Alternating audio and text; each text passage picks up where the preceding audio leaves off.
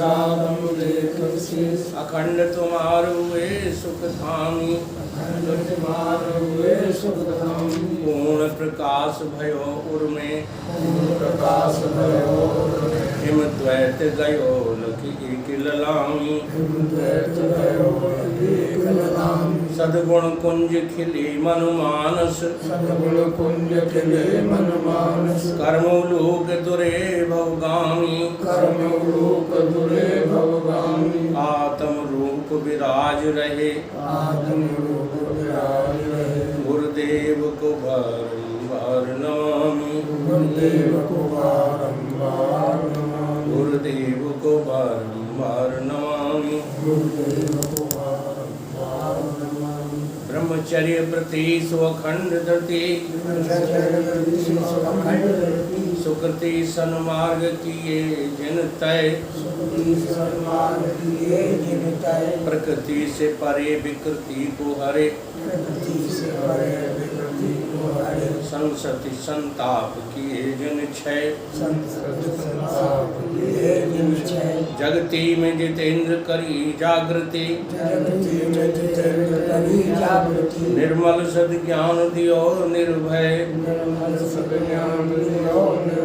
श्रोता समाज सभी बोलो श्री सतगुरुदेव भगवान की जय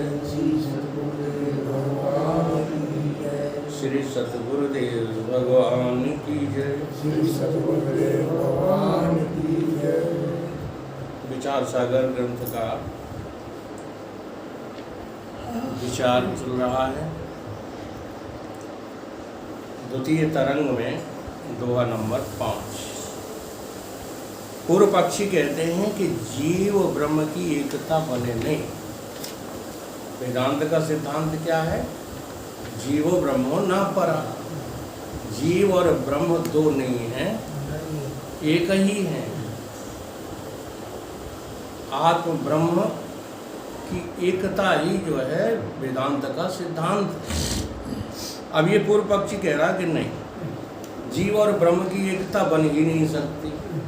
वो बोल रहा है जीव ब्रह्म की एकता कहो विषय सो कूर, और क्लेश रहित विभु ब्रह्म एक। जीव क्लेश को मूर। अब वो अपने अनुभव से कह रहा है, संसारियों का यही अनुभव है। तो ब्रह्म में कलेश नहीं है, ठीक है। जीव कलेश भंडार है और जीव जो है में पांचों कलेश मौजूद है। जीव ब्रह्म की एकता ग्रंथ का विषय है, सुसंभव नहीं है। क्योंकि ब्रह्म तो अविद्या, स्मिता, राग, द्वेष, अभिनिवेश इन पंच क्लेशों से रहित है और विभु नाम व्यापक है, एक है। विभु है, व्यापक है और एक है। एक का मतलब है सजातीय भेद से रहित है। ब्रह्म जैसा कोई दूसरा नहीं है।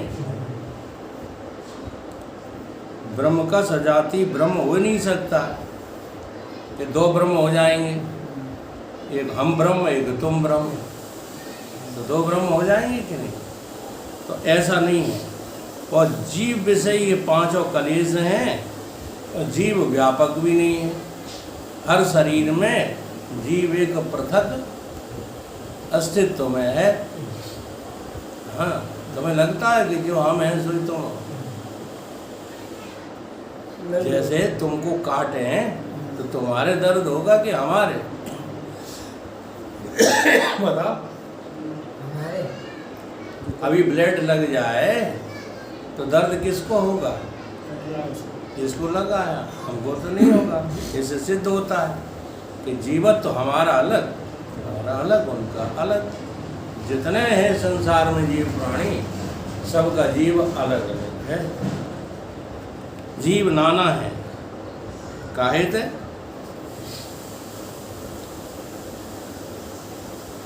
जितने शरीर हैं उतने जीव हैं।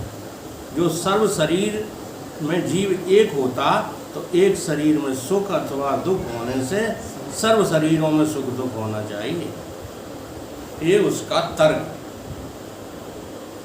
ठीक है। अब जो है अविद्या, 5 क्लेशों में अविद्या को हम समझा चुके थे। ठीक है, समझा चुके थे कि नहीं? मूल अविद्या और तूल अविद्या, ये कार्य रूप है, ये कारण रूप है। अब दूसरे का नंबर है अस्मिता। किसको कहते हैं? अस्मिता अविद्या का परिणाम क्या है? अस्मिता। पहले आपको जो है मूल अविद्या है, मूल अविद्या के परिणाम स्वरूप तूल अविद्या है। मूल अविद्या तुमको दूसरा करके दिखाती है और तूल अविद्या तुमको अनेक करके दिखाती है। जहाँ केवल तुम और तुम्हारा प्रभु बना रहता तो मूल अविद्या तो गुरुदेव जल्दी से नष्ट कर देते, लेकिन तुमने तो तूल पकड़ लिया। कितनी लड़ाई अब तूल पकड़ ली। अगर मूल में बनी रहती तो उसका तो जो है निपटारा हो सकता था। हाँ, जैसे द्रौपदी का चीरहरण नहीं हुआ था, उससे पूर्व राजीनामा हो जाता तो हो जाता, लेकिन अब तो बात जो है वो तूल पकड़ गई। अब राजीनामा का कोई प्रश्न ही पैदा नहीं होता। अब तो प्रतिज्ञाएं हो चुकी हैं, दुशासन की जंगा फाड़ने, दुर्योधन का जंगा फाड़ने की, ठीक है, जयद्रथ का वध करने की प्रतिज्ञाएं हो चुकी हैं। अब ये टल नहीं सकती। तो ऐसे ही जो है तूल अविद्या ने तुमको संसार में फंसा रखा है। मूल अविद्या को तो कोई स्वीकार ही नहीं करता। कोई करता है स्वीकार है? ये संसार 3 कालों में है नहीं, मेरी ही मति खराब है सो मुझे दिख रहा है, ऐसा कोई स्वीकार कर रहा है? कर ही नहीं रहा। तो इसके परिणाम स्वरूप तुम्हारी अस्मिता खड़ी हो गई। अब जरा बारीकी से समझो, चिंतन करने की बातें हैं ये। भले ही जो है पूर्व पक्षी बोल रहा है, लेकिन पूर्व पक्षी भी इतना होशियार है, उसने ध्यान की है, धारणा की है, समाधि लगाई है, तब इतना बोल पा रहा है। अस्मिता किसको कहते हैं? तो बुद्धि और आत्मा की एकता की जो प्रतीति है। क्या है? तुम्हारी बुद्धि और आत्मा। अब आत्मा और बुद्धि कभी आज तक संग हुए नहीं है, लेकिन उसकी प्रतीति जो है होने लगी है। समझ रहे बात को कि नहीं? उन्हें हो रही है। तुमको आत्मा को आत्मा से अलग होकर के, आत्मा से अलग होकर के आत्मा को ही अविद्या के कारण बुद्धि के साथ होने की प्रतीति हो रही है। प्रतीति किसको कहते हैं जरा समझिए। मृग तृष्णा के जल की प्रतीति होती है, जल तो नहीं होता, लगता। हाँ। चलो तुम मनुष्य हो इसलिए तुम उसको समझते हो कि ये मृग तृष्णा है, ये जल नहीं है। क्या मृग भी समझता है? तो मृग के स्थान पर है कौन? अज्ञानी।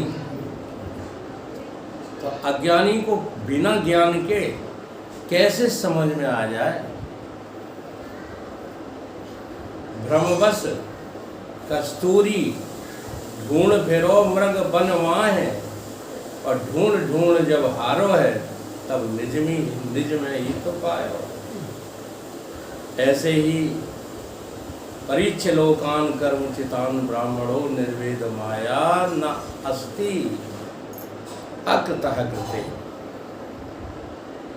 तुम चाहे जितने जन्मों तक परीक्षा करो, हे ब्रह्म को जानने वालों, परीक्ष लोकान कर्मचितान, कर्म कर करके परीक्षा कर रहे हो तुम। ये कोई पहला जन्म नहीं है तुम्हारा। तुमने हजारों जन्मों में ये परीक्षा करनी छोड़ी नहीं कि अब सुख मिलेगा, अब सुख मिलेगा, अब सुख मिलेगा। करते करते करते करते तुम मर गए, तुम फिर जन्मे, तुम फिर करने लगे। समझ रहे हैं कि नहीं? ये परीक्षा तुम्हारी पूरी नहीं हो रही। तुम जीव रूप से जो है घबरा रहे हो, बेचैन हो, इस सच्चाई को स्वीकार नहीं करते हो। जहाँ फंस जाते हो वही हमारा। ऐसे ही यहाँ बुद्धि और आत्मा की एकता की प्रतीति हो रही है। एक है नहीं बुद्धि और आत्मा। आत्मा कभी किसी के साथ नहीं मिलती, क्योंकि उसमें सजाती भेद है ही नहीं। अभी बता गए, आत्मा जैसी कोई दूसरी आत्मा है ही नहीं। बड़ा चिंतन करने की बात है। अकेले में अभी समझ लो, फिर अकेले में सोच करके जो है रहा करो। सब घर गृहस्थी के काम बंद हो जाएंगे, लेकिन तुम सोचते नहीं हो। जो पढ़ जाते हो उसको यहीं पर छोड़ जाते हो, सोचने का काम नहीं करते। जबकि श्रवण के बाद जुगाली जरूरी है, मनन जरूरी है। जैसे पशु जुगाली करता है तब खाए हुए को हजम कर पाता है। तुम खाते तो जाते हो, खाते तो जाते हो, जुगाली नहीं करते तो तुम्हें अजीर्ण हो जाता है। और अजीर्ण क्या कर देता है? जैसे भदौरिया को कर दिया, जैसे बड़े बड़े जो है संतों साधुओं को कर देता अजीर्ण। ये सबको अजीर्ण हो गया। पता किसी को कुछ नहीं। कोई बिरले ही संत मिलते हैं जिन्हें पता होता है, सतगुरुदेव भगवान जैसे। तो ये अजीर्ण ना हो जाए इसके लिए, क्योंकि करके कृपा जगदीश ने भजन हेतु तन दिया। अब तुमने नर तन से तरासा नहीं तो रघुवीर क्या करे? जिसको ना होए बोध तो गुरु ज्ञान क्या करे? मेघों की घनी वृष्टि से भूमि हरी हुई, ऊसर न जामे बीज तो बहु नीर क्या करे? चंदन सुबास ले बन श्री खंड भये, चंदन सुबास ले बन श्री खंड भये। हवाएं चली, हवाओं ने चंदन के वृक्ष से जो है खुशबू पकड़ी और सारे वन में फैल गई खुशबू। पर धारण न करे वेणु तो समीर क्या करे? जिसको न होए बोध तो गुरु ज्ञान क्या करे? वेद शास्त्र सब ही रट लिए, पढ़ लिए, पर द्वैत न गया। कहते हैं ब्रह्मानंद फिर ये लकीर क्या करे? जिसको न हो बोध तो गुरु ज्ञान क्या करे? इसलिए जुगाली करना प्रारंभ करो। इसी का नाम भजन है। वो प्राथमिक भजन है, हम उससे इनकार नहीं कर रहे। माला का जाप है, राम नाम का उच्चारण है, ये प्राथमिक जाप हैं। अगर ईमानदारी से करते होते उन प्राथमिक जापों को, तो अब तक तुमको सच्चा भजन करना आ जाता। उसमें भी बेईमान रहे, क्या बेईमान रहे? कि प्रीति तो तुमने जोड़ी नहीं नाम से। राम राम सबको कहे, ठग ठाकुर और चोर, पर बिना प्रीत रीझे नहीं तुलसी नंद किसी। प्रीति तुम्हें जो है भोगों में ही बनी रही, संसार में ही बनी रही, और तुम राम नाम का जप करते रहे। भीतर राम नाम का जप है, बाहर राम नाम का जप है, भीतर भरी कुटिल गपशप। धर्म की ओट घृणित पापों के हो रहे अत्याचार। हम कई बार एक घटना बता चुके हैं। एक पुरोहित जी थे, तो वो कोर्ट में लैंड रिकॉर्ड के हेड थे, जैसे हेड क्लर्क होता ना, तो वो जो है कोर्ट का जो वो रहता है रिकॉर्ड, उसके जो है मालिक थे। तो वकील लोग जाते थे, फाइल मांगते थे, तो ऊपर झोली में वो माला लिए रहते थे, और मोट हिलते रहते थे उनके, और माला चलती रहती थी, चलती रहती थी। जैसे ही वकील आया, उसने कहा पुरोहित जी अमुक केस की फाइल, तो टेबल के नीचे हाथ डाल करके राम राम राम राम राम राम राम राम ऐसे कर दे। मतलब समझ में आया? राम राम राम राम राम राम राम। तो कबीरदास जी ने खंडन थोड़ी किया, माला तो कर में फिरे, जीव फिरे मुख में, और मनुआ तो धन में फिरे, ये तो सुमरण। तो तुम अपने प्रति बेईमान रहे, इसलिए वो माला का जाप फलित नहीं हुआ। नहीं, जिंदगी भर माला फेरी और सच्चा भजन करना नहीं आया, तुम्हें वेदांत का चिंतन करना नहीं आया, रहे बेईमान कि नहीं रहे? तो सच्चा भजन तो यही है कि माला हाथ की छूट जाती है। हाँ, माला तो मन की भली, और संसारी भेष, संसार का भेष बन है, क्या कर लेगा?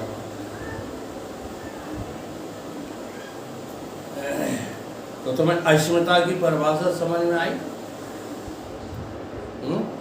अब भास्करानंद जी की तरह रटाना शुरू करें। चलो बोलो कल्याण से, अस्मिता क्या है?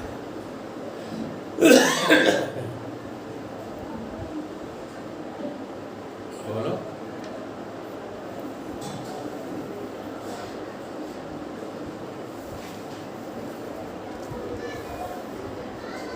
बुद्धि और आत्मा की एकता की प्रतीति का नाम अस्मिता है।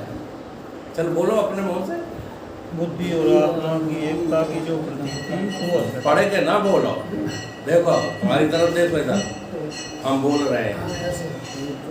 हाँ, बुद्धि और आत्मा की एकता की प्रतीति का नाम अस्मिता है, इसी को अहंकार भी कहते हैं।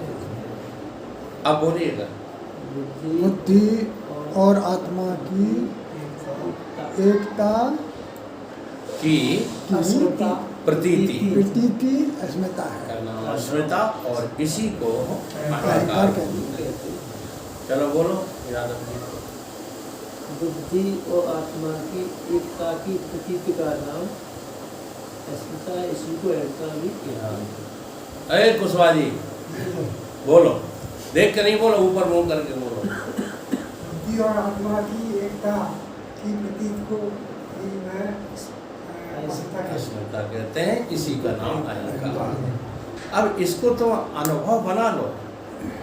हाँ, फिर जहाँ अस्मिता शब्द आए वहाँ तुम्हें किताब देखने की जरूरत अहंकार बोलने में सबसे अच्छे हैं। हाँ, अहंकार की भी यही परिभाषा है। जहाँ आत्मा ने बुद्धि से अपना तादात्म्य कर लिया, तो वो तादात्म्य सत्य तो है नहीं, प्रतीति हो रही है उसकी, उसी का नाम अहंकार।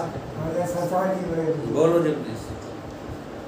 बुद्धि और आत्मा की एकता की जो प्रतीति है उसी का नाम अस्मिता है, और उसी को अहंकार कहते हैं, यानी मैं। चलो बोलो। बुद्धि और आत्मा की एकता की अस्मिता प्रतीति का नाम अस्मिता है, अस्मिता का नाम ही अहंकार है। अहंकार। चलो बोलो बहन जी, बोलो बोलो, शर्मा नहीं इसमें। तो शब्द वे होते हैं हाँ। रटते नहीं जी। ये स्त्री पुरुष का मामला नहीं है, ये जीव का मामला है। हाँ, जब तुम मरोगी तब कोई तुम्हारे साथ नहीं जाएगा, न इलाज साथ में जाएगा, न रणसिंह साथ में जाएंगे, न बच्चे साथ में जाएंगे, अकेला ही हंस। हंस जब जब उड़ा तब अकेला अकेला उड़ा। इसलिए समझ जाओ, और समझ गई ना तो मौत भी तुमको सिजदा करेगी। उन्हें मौत भी सिजदा करती है जिनको शीश कटाना आते हैं। बोलो, हम सहयोग कर देंगे। बोलो, आत्मा और बुद्धि की एकता की जो प्रतीति मात्र है उसी का नाम अहिष्णुता है, उसी को अहंकार कहते हैं। आ गई समझ में? आ गई बात है ना? हाँ, अब रटो चाहे न रटो, समझ में आ गई है तो फिर वो जो है पक्की हो गई। इसके बाद नाम आता इसका। अब इसके बाद जो क्लेश है वो क्या है? राग। ठीक है, तो राग की क्या परिभाषा है? इसी प्रतीति में, अब ये प्रतीति होने लगी, अब सत्य नहीं रहा, तो इसी प्रतीति में अनुकूलता के ज्ञान से जो जन्य बुद्धि है, बुद्धि की वृत्ति,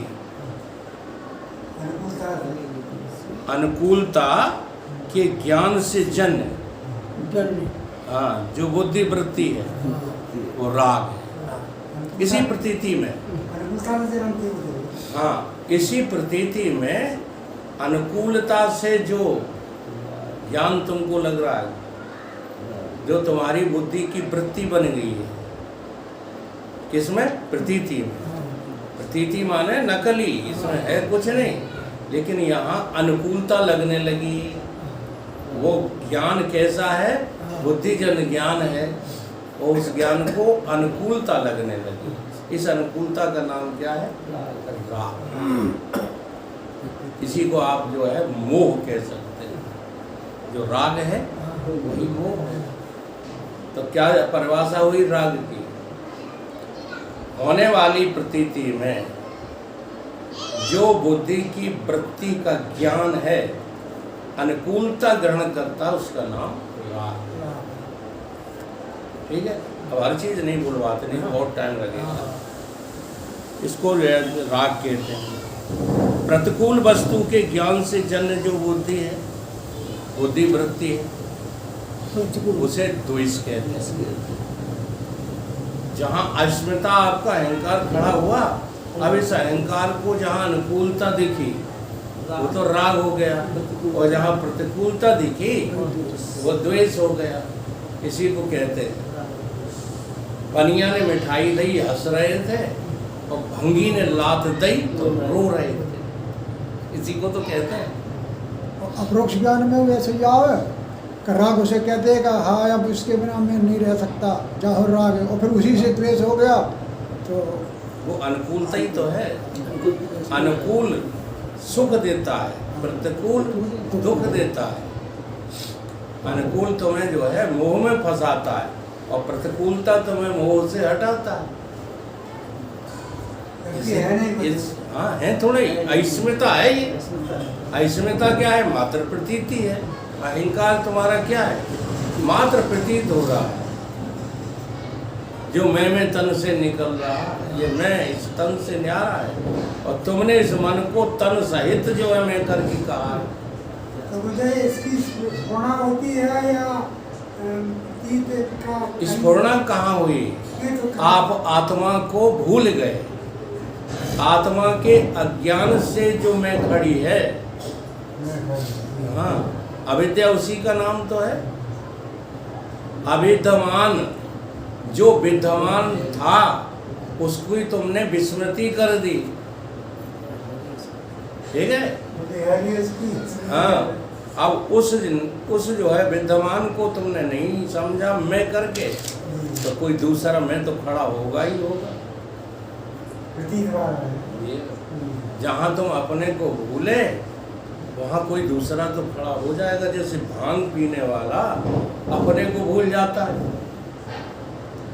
एक आदमी भांग पिए जो है पड़ा, और क्या कह रहा, ब्राह्मण था, तो कह रहा यार हम तो चमार हैं। तब उसकी भांग के लिए जो है उतारा दिया गया, तब उससे समझ में आएगा मैं तो ब्राह्मण हूँ।